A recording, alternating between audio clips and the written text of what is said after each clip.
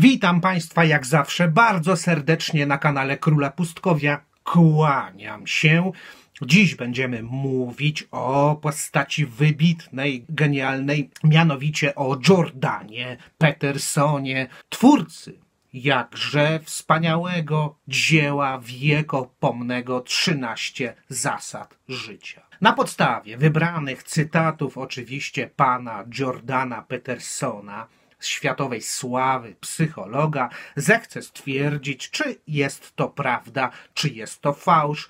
Być może jest to wymysł umysłu niepoczytalnego. Jordan Peterson osiągnął oczywiście światową sławę. Jego książki sprzedają się w milionowych nakładach. Jest autorytetem oczywiście w dziedzinie psychologii klinicznej, dlatego mamy tutaj arcytrudny orzech do zgryzienia, bo jakże z takim wybitnym umysłem w ogóle wchodzić w jakikolwiek dialog i interakcję. Drodzy Państwo, przygotowałem kilka cytatów, do których chciałbym się odnieść i jednoznacznie opatrzyć te cytaty komentarzem, aby wychwycić ewentualnie to, co w tych cytatach jest fałszywe, lub też po prostu powiedzieć, że te cytaty są prawdziwe. Takie serie z cytatami prawda czy fałsz już na kanale były. Tutaj jest nawet jeden film, który pojawił się na karcie u góry. Możecie Państwo zobaczyć, jak to wyglądało w tamtym czasie, kiedy ten film nakręciłem. Wyraziliście Państwo chęć, żeby takie filmy się pojawiały, więc ja Państwa prośbę spełniam. Przejdźmy zatem do pierwszego komentarza, a w zasadzie do pierwszych dwóch komentarzy, które są ze sobą skorelowane. Pierwszy komentarz. W ludziach drzemie olbrzymi potencjał do czynienia zła. To cecha unikalna w świecie organizmów żywych. Mamy pierwszy komentarz już za nami, drodzy Państwo. Weźmy jeszcze jeden komentarz. Tylko człowiek może krzywdzić dla samego krzywdzenia. Zwierzęta nie są do tego zdolne, ale ludzie ze swoimi potwornymi, półboskimi możliwościami z pewnością tak. I drodzy Państwo, na czym polega paradoks tego cytatu? Ten paradoks to nie jest tylko paradoks albo wewnętrzna sprzeczność Jordana Petersona. To jest w ogóle ułomność świata, w którym żyjemy od tysiącleci, który przyjął, że zło nie jest nam do niczego potrzebne. Że zło, ta siła zostawiona nam przez ewolucję, powinna zostać od nas całkowicie odsunięta, wyrzucona, zdeprecjonowana, a ta nieszczęsna siła do nas wraca, drodzy Państwo. Ja o problemie zła na kanale już mówiłem wielokrotnie. Tutaj macie Państwo jeden film, który tłumaczy pełniej, na czym opiera się idea moralnego zła na służbie powstawania prawdy, dobra i piękna. A jeśli ta idea przez społeczeństwo nie jest realizowana, przeistacza się natychmiastowo w zło destruktywne. Zachęcam Państwa do obejrzenia tego filmu. Natomiast jeśli Jordan Peterson twierdzi, że w ludziach drzemie olbrzymi potencjał do czynienia zła, to oczywiście ma rację. Tylko że to zło nie ma być złem destruktywnym. To nie ma być zło kierowane w celu mordu, zabijania, podporządkowania sobie innych, ale rzucania światło na ludzkie zaciemnienie, aby ludzie na ostatnim szczeblu ewolucji doświadczali zaszczytu osiągania najwyższego stopnia oświecenia. To moralne zło ma zwrócić się przeciwko wszelkiej formie patologii, która zaciekle walczy o przetrwanie, o przywileje, o wpływy, o osiąganie bezwarunkowych sukcesów. W ten sposób nie rodzi się prawda. Społeczeństwo jest biologiczne, jest hierarchiczne, gdzie stosunek do aksjologii jest w ogóle uzasadniony we władzy. Jeśli zrobilibyśmy cokolwiek, żeby wykorzystać funkcję moralnego zła, a zatem odebrać władzę temu, kto ją akurat posiada, a tenże człowiek nie jest otwarty na zapłodnienie intelektualne i moralne, bo z natury władza broni swej pozycji, żeby jej nikomu nie oddać, to zostaniemy natychmiastowo wykluczeni ze społeczeństwa. Na przykład być może zamkną nam konto na YouTubie, bo zachowamy się niepoprawnie. Ale prawda jest tym procesem, którego najpełniej nam w świecie brakuje. Stąd też narasta poczucie krzywdy i niesprawiedliwości w tym świecie. Człowiek ma naturalną i moralną potrzebę czynienia moralnego zła na służbie powstawania dobra, piękna i prawdy. Jeśli mu się odbiera tę potrzebę, to tym samym skazuje się go na niepowodzenia, gdyż system, który odrzuca jego potrzebę czynienia dobra na służbie sprawiedliwości, sam skazuje się na niepowodzenie, jest zamknięty na prawdę, tym samym zło destruktywne musi pojawić się z drugiej strony i z tego powodu w naszym świecie pojawiają się mordercy, pojawiają się tragedie, wybuchają wojny, tylko dlatego, że przyjęto fałszywy paradygmat o dobru jako sympatii wszystko przenikającej, która ma klasyfikować człowieka jako optymalnie rozwiniętego w tym świecie, który jest całkowicie ułomny i pogrążony w absurdzie. Ten świat sam się krzywdzi. Nie można inaczej tego pojąć, jak tylko tak, że ewolucja coś nam daje, zostawia nam. Przecież nie dała nam tego bez celu. Nie dała nam tego bez celu. Celem człowieka jest zrobić pożytek z moralnego zła, bo jest to narzędzie. Jest to siła wszechświata, który ma go usprawniać na najwyższym stopniu ewolucji. Na najwyższym stopniu ewolucji zmienia się bowiem paradygmat. Traci na znaczeniu walka o przetrwanie, a zyskuje walka o dojrzewanie w prawdzie wszechświata, gdyż przetrwanie nie zostało dla nas, dla ludzkości w ogóle przewidziane. O tym akurat mówi film, który pojawił się na karcie u góry ekranu, jeśli tego jeszcze nie wiesz. Dodałbym jeszcze oczywiście, że jesteśmy równi, czyli idea sprawiedliwości może gościć w naszym świecie tylko wówczas, gdy wzajemnie otwieramy się na zapłodnienie intelektualne i moralne, bo jesteśmy równi jedynie w obliczu śmierci, a więc doświadczamy tym samym śmierci własnej ułomności. Tak należy te sprawy rozumieć. Więc jeśli Jordan Peterson mówi, że w ludziach drzemie olbrzymi potencjał do czynienia zła, to jest to ułomność i patologia, bo jeśli nie pozwoli się ludziom rodzić prawdy, społeczeństwo nie będzie usprawnione do pracy w takich kategoriach, to tym samym zło, tak jak powiedziałem, gdzieś się zmaterializuje i potem taki geniusz wyrazi cytat jakiś tam, który będzie publikowany w świecie, że jest w ludziach olbrzymi potencjał do czynienia zła. Jeśli ludzie nie zaczną się krzywdzić, ale nie, żeby się zabijać, tylko przynosić sobie cierpienie na służbie rodzenia prawdy, jeśli nie zaczną tego robić, jeśli nie zrobimy z tym porządku, to tym samym oczywiście taki cytat znajdzie uznanie. Tylko człowiek może krzywdzić dla samego krzywdzenia. Te cytaty dwa są niekompetentne kompletnie i nie znajdują absolutnie rozwiązania jakiegokolwiek z naszych problemów, bo Jordan Peterson tego problemu w ogóle zła moralnego nie rozumie. Zresztą nie tylko on, bo ci wybitni specjaliści, spece od prawdy także tego problemu wcześniej nie rozwiązali. No i borykamy się z tymi problemami do dziś. I weźmy jeszcze jeden przykład, następny cytat. Być może człowiek jest istotą, która nigdy nie powinna zaistnieć. Być może świat powinien zostać oczyszczony z ludzkiej obecności, aby istnienie i świadomość mogły powrócić do stanu brutalnej niewinności spotykanej u zwierząt. Drodzy Państwo, człowiek rodzi się zawsze poza tym, co jest biologiczne. Człowieka jeszcze na świecie nie było, jeszcze nie nadszedł człowiek. Na świecie są ludzkie zwierzęta, które kalkulują, manipulują, jak przetrwać. Przecież nie kalkulują, jak rodzić prawdę. Kiedy się prawda rodzi, to burzy się cały czas zastany porządek. Ale dzieje się to z tego względu, żeby nikt nie położył swoich łap na świętym terenie prawdy i wolności. No na litość boską. Jak ma zaistnieć człowiek w świecie przyrodniczym, w świecie nieustannej walki, tendencji do przewyższenia? Przecież jest to absurdalne. Należałoby powiedzieć, że trzeba oczyścić świat z ludzi, którzy tego nie rozumieją, bo oni zawsze będą twierdzić, że możliwe jest do uzasadnienia jakieś dobro jako sympatia wszystko przenikająca. Nie jest możliwe, to już wam mówię. Nie będzie takiego dobra.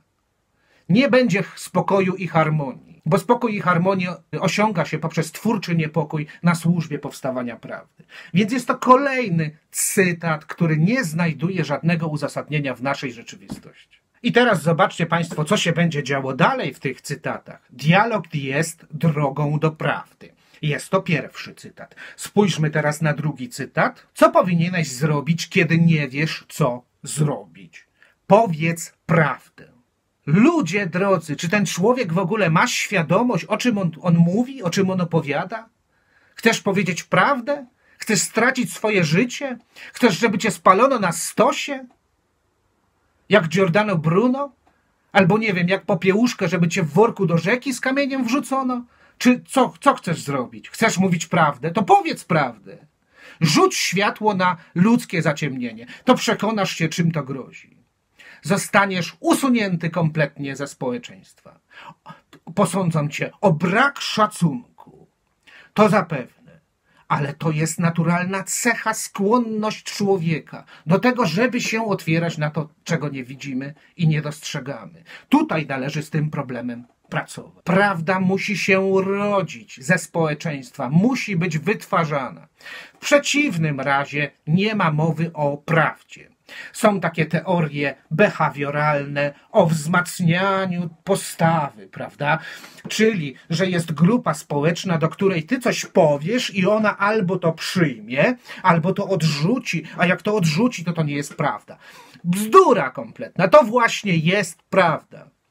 Bo społeczeństwo tworzy się w grupę społeczną w lęku przed prawdą, ulegając tej indoktrynacji fizyki kwantowej, bo w grupę łączy się tylko to, co tworzy się z lęku przed prawdą. To się nie otwiera na prawdę. Dlatego każdą grupę społeczną, każdą wspólnotę zamkniętą na prawdę czeka zawsze jakiś drastyczny upadek, prędzej czy później. Nawet jeśli miałby to być upadek, gwarantujący oczywiście życie i spokój, ale w martwicy mentalnej. Powiedzielibyśmy, że ci ludzie żyją, ale oni tak naprawdę nie żyją. Kolejne cytaty, które nic absolutnie nie mówią. Powiedz prawdę. Drodzy Państwo, ja się już tyle tej prawdy nagadałem, że zostałem po prostu...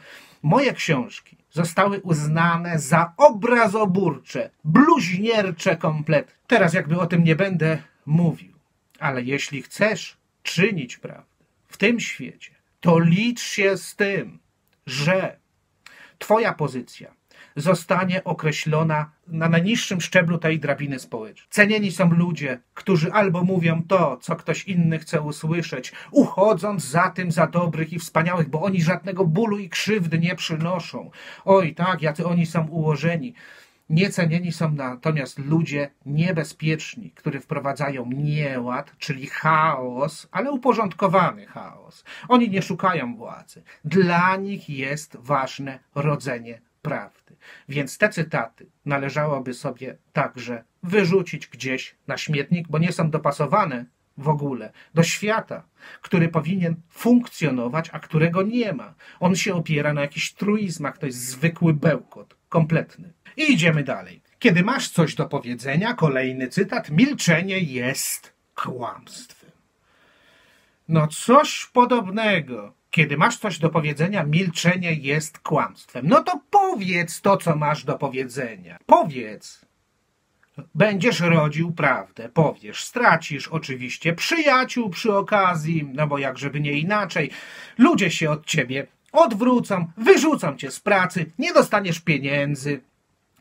Za prawdę w tym świecie się nie płaci nic absolutnie. Ludzie, którzy głoszą prawdę, to są żebracy.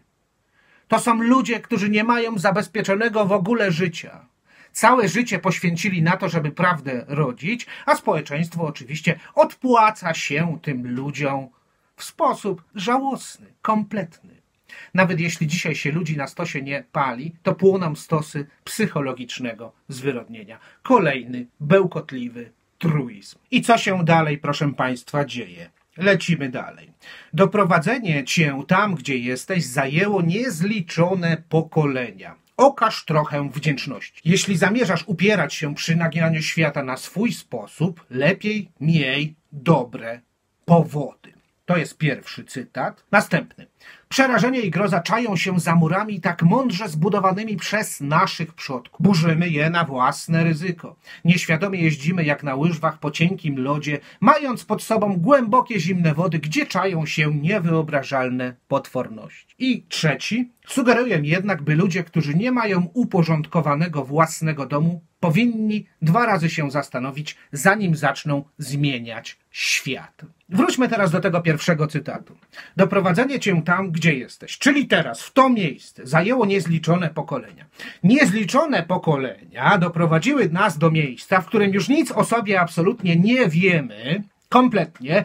Wojna wraca, jakby w tamtych latach, dawnych latach nie było wojen, były wojny i mordowano się zaciekle, tak jak teraz oczywiście, ale ten delikwent, wielki psycholog i znawca życia, który nic nie wie o tym życiu, twierdzi, że doprowadzenie nas do tego miejsca zajęło, to była praca niezliczonych pokoleń, które tak o ciebie dbały, w ogóle nie dbały, bo walczyły o przetrwanie, czyli nie wytwarzały prawdy, o tym już mówiłem wcześniej. Mam okazać wdzięczność. Jeśli zaś zamierzam się upierać przy naginaniu świata na swój sposób, lepiej mieć dobre powody. Ja nie naginam świata na swój sposób. Ja nie chcę dominować nad światem. Ja mam to gdzieś. Ja działam wbrew sobie przecież. Kiedy ja rodzę prawdę, to ja nie osiągam z tego tytułu żadnego interesu. Ten człowiek nie wie, o czym on mówi. To jest wariat kompletny. Powiedz prawdę, to stracisz wszystko. Jaki masz tutaj, nie wiem, naginać świat na swój sposób? No idiotyzm kompletny. Truizm zwykły, a ludzie w to wierzą. Że przodkowie doprowadzili nas do miejsca, w którym osiągnęliśmy stan jakiegoś szczęścia. Wszyscy są tutaj nieszczęśliwi. Bzdury kompletne. Następne. Przerażenie i groza czają się za murami tak mądrze zbudowanymi przez naszych przodków. Nie zbudowali żadnego muru. Jaki mur zbudowali ci ludzie? Przecież to jest choroba moralna tego człowieka.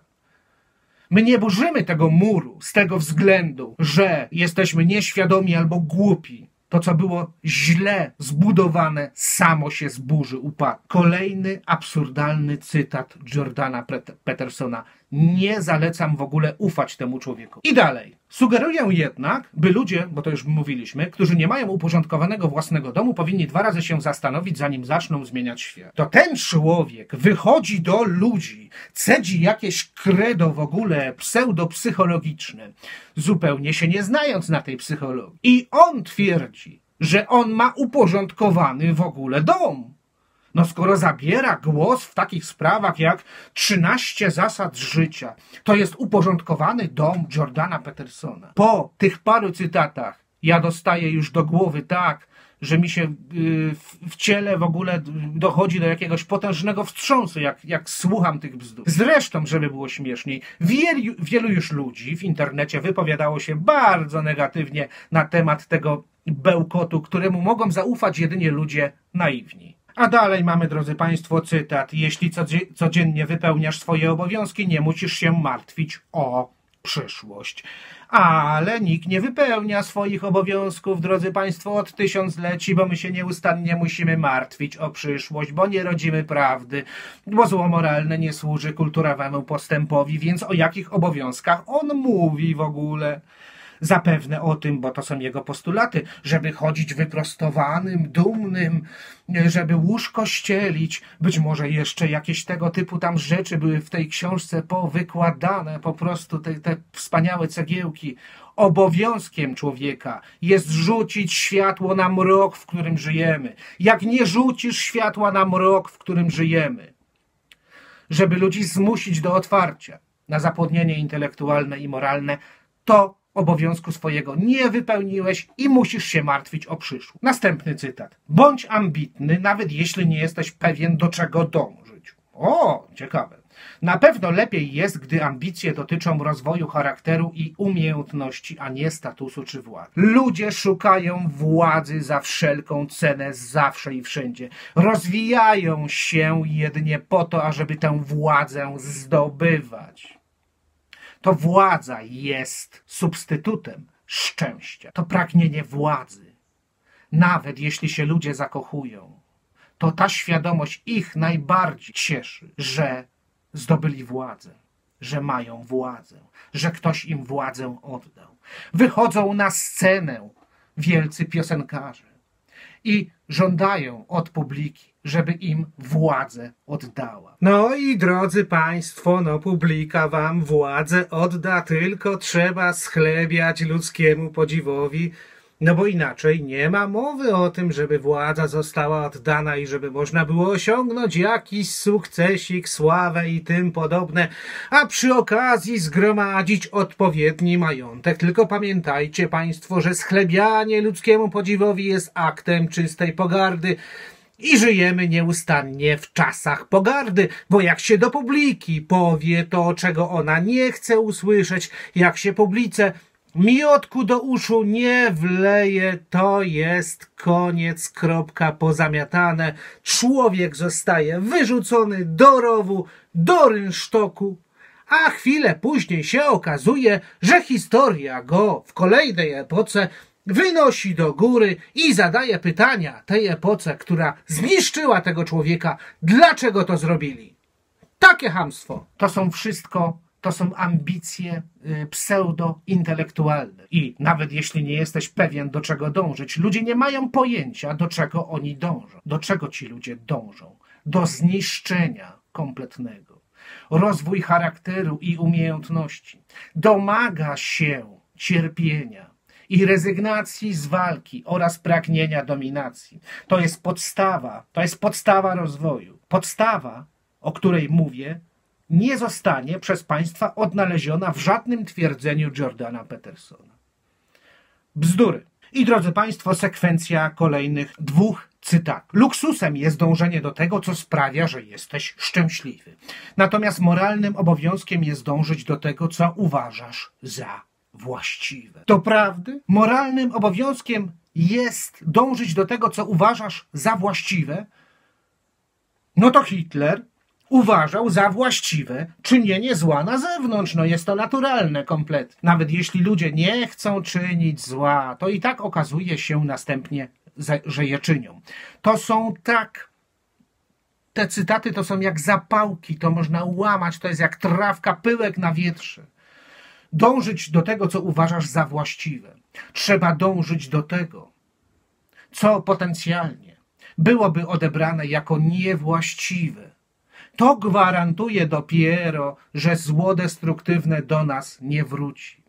To jest moralny obowiązek. To jest prawo moralne, gdzie dobro i zło idą w jednej parze. Przęgnięte są w jedno jarzmo na służbie powstawania wartości. Wartości, których nie można uchwycić. Jeśli się określa dobro, wszystko przenikające, jako ta substancja wartościująca, to natychmiastowo szatan pojawia się z drugiej strony w sposób całkowicie naturalny. Dlatego, że funkcja moralnego zła nie została wykorzystana na służbę powstawania dobra.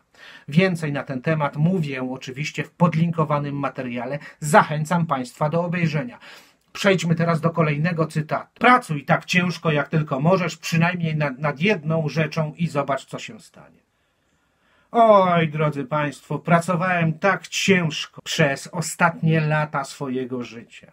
Pracowałem tak ciężko i zobaczyłem oczywiście, co się stało. Na służbie sprawiedliwości, na służbie dobra, na służbie poszerzania zdolności poznawczych i postrzegawczych zawsze poniesiemy porażkę i katastrofę, bo społeczeństwo nie jest przygotowane w ogóle do takiej pracy z tym zespołem funkcji moralnych, intelektualnych, emocjonalnych i nawet intuicyjnych. Wielu ludzi ma dokładnie takie samo przeświadczenie. To, co mogliby zrobić, to, co chcieliby zrobić dla wspólnoty, to zostaje oczywiście marginalizowane. To są projekty, które oni trzymają gdzieś tam za plecami, a zadowalają się jedynie powiedzenie tego, co się oczywiście ludziom wyda przyjemne i wspaniałe, jak te cytaty, które tam niczego do życia ludzkiego nie wniosą, a ten oczywiście błazen psychologiczny napisał sobie książkę 13 zasad życia. I on ma uporządkowany dom i on będzie ludzi uczył. Ale jest to kłamca, jest to oszust. Jeśli nie mówisz tego, co myślisz, w kolejnym cytacie zabijasz swoje nienarodzone ja. Tutaj nikt nie mówi, co myśli. Tutaj ludzie się boją myśleć w ogóle, nawet nie wiedzą, jak myśleć. Przychodzą eksperci i mówią, jak myśleć, jak spać, jak chodzić, co należy zrobić, żeby sobie krzywdy nie zrobić, a i tak sobie potem wszyscy krzywdę robią.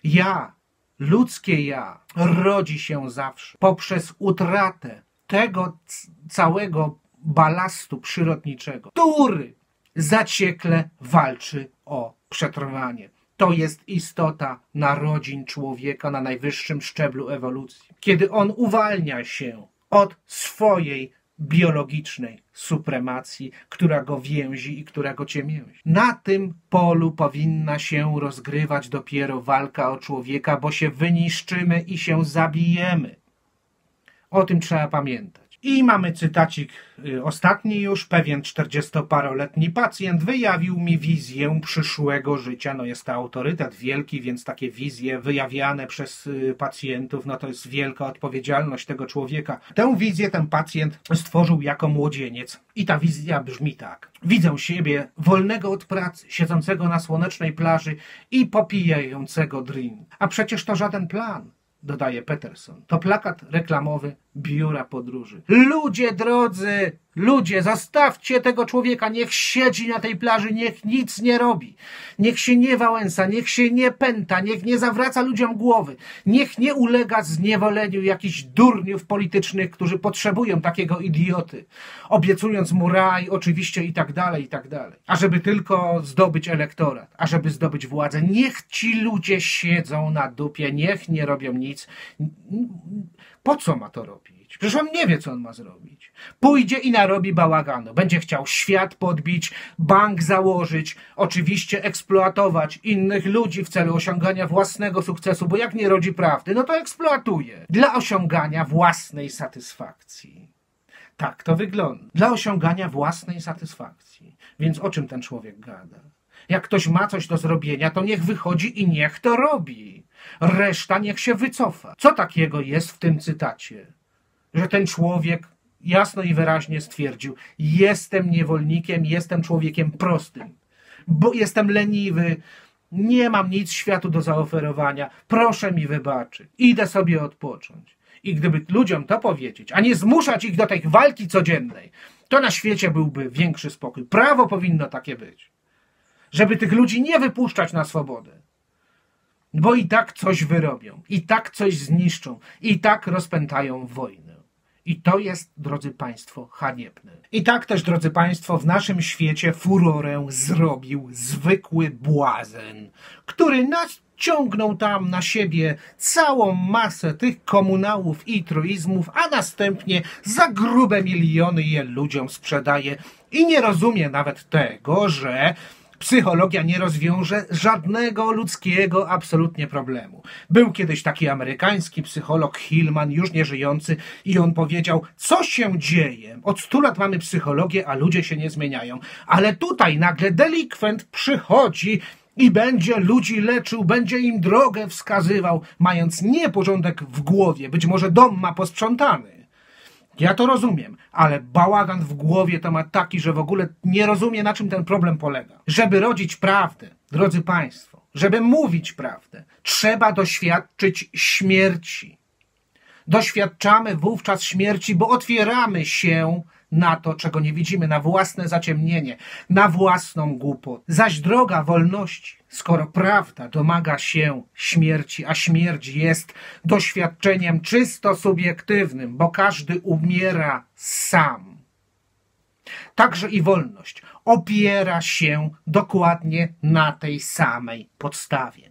Dlatego ludzie tak szukają swojej genialności, swojej unikatowości, swojego jedynego, niepowtarzalnego szaleństwa. Wychodzi jak wychodzi. Oczywiście popadają w rywalizację, marazm i stosowanie przemocy. Nie zostali tego nauczeni. Nie weszli na drogę wolności. Wolność nie podlega już żadnej obiektywizacji. Jeśli ktoś mówi, jak masz być wolny, to jesteś tylko niewolnikiem systemu. Ludzie się przeciwko temu buntują. Psychologia zaś ma do rozwiązania problem wolności.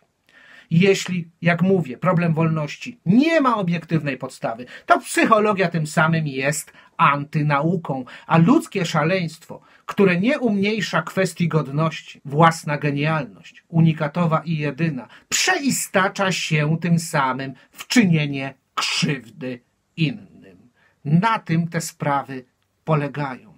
Tak powinny być rozwiązywane. Nikt nie chce być niewolnikiem. Z rywalizacji należałoby rezygnować. Ludzie, którzy mają swoją własną drogę życia, jedyną i niepowtarzalną i unikatową, w której nikt nie może się jednocześnie przejrzeć, nikt nie może naśladować tego zjawiska, to będą też zawsze ludzie, których się ze społeczeństwa wyrzuca, bo ludzie chcą zobaczyć w drugim człowieku samego siebie. Drodzy Państwo, to ile tych cytatów jeszcze mogłem podać, bo już się spociłem, jestem zmęczony tym bełkotem. Od wielu lat ja w ogóle walczę z tym terrorem tych obiektywnych specjalistów od wszystkiego i doprawdy mówię Państwu, że nie da się w tym obecnym systemie tego świata zmienić, jeśli ludzie go nie zechcą zmienić. To jest człowiek, który zdobył władzę, on się pyszni, że on ma jakąś specjalizację, że on coś wie na temat rozwoju duchowości i nie wiadomo tam czego jeszcze, a w rzeczywistości ten człowiek nie wie nic i nie rozwiąże z żadnego naszego problemu. Serdecznie dziękuję Państwu za uwagę i do zobaczenia w kolejnym filmie na kanale Króla Pustkowia. Kłaniam się.